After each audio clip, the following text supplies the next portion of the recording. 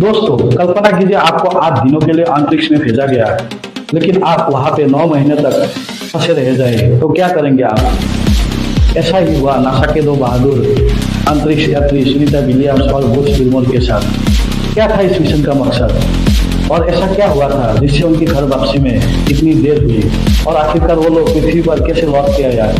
ये सब जानेंगे इस वीडियो पर। वीडियो की एंड तक मेरे साथ जरूर बने रहिए।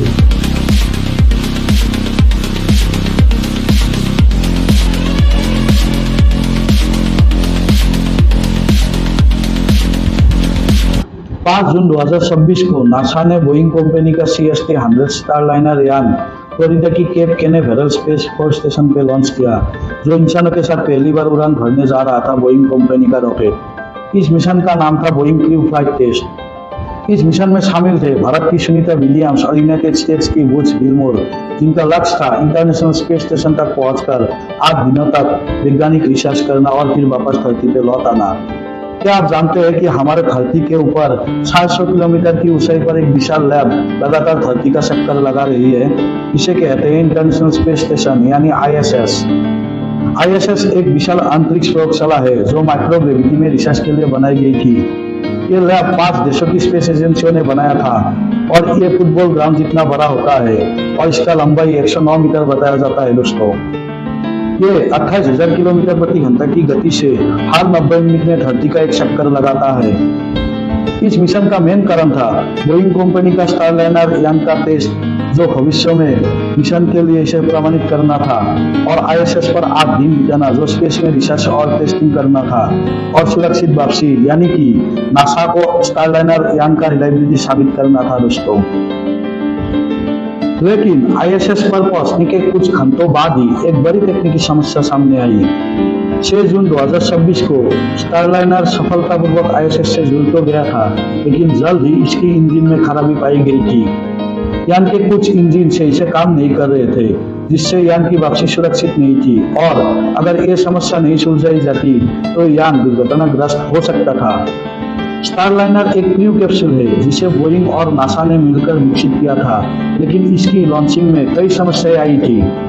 2019 में पहले परीक्षण उड़ान के दौरान सॉफ्टवेयर गड़बड़ियों के कारण स्टारलाइनर अपने लक्ष्य तक नहीं पहुंच सका था।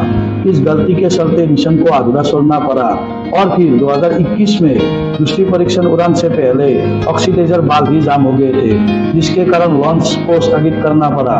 इस तकनीकी समस्या ने बोइंग के इंजीनियरिंग सिस्टम पर गंभीर सवाल खड़े किए थे। दोस्तों, कई लोगों का कहना है कि एक स्कैम भी हो सकता है। एक कंपनी जो उनके एयरक्राफ्ट और रॉकेट में इतना खामियां पाया गया, फिर भी उनके इस स्टारलाइनर को ISS तक क्यों भेजा गया 2 अंतरिक्ष यात्रियों के साथ? इसलिए नासा ने स्टारलाइनर को बिना इंसान के वापस लाने का फैसला किया और सुनीता विलियम्स और विल्मोर को ISS पर रुकने के लिए कहा, और सितंबर 2026 में स्टारलाइनर बिना किसी इंसान के पृथ्वी पर वापस आ गया। लेकिन अब सवाल था, सुनीता और विल्मोर कैसे लौटेंगे? उस टाइम उनकी वापसी की कोई पक्की प्लान नहीं थी नासा के पास। तब नासा ने SpaceX कंपनी की मदद लेने का फैसला किया, और नासा ने SpaceX कंपनी के क्रू 10 मिशन को भेजने का फैसला किया, जिससे सुनीता और विल्मोर की घर वापसी हो सके। और 14 मार्च 2025 को SpaceX क्रू 10 नासा के केनेडी स्पेस सेंटर से लॉन्च किया गया।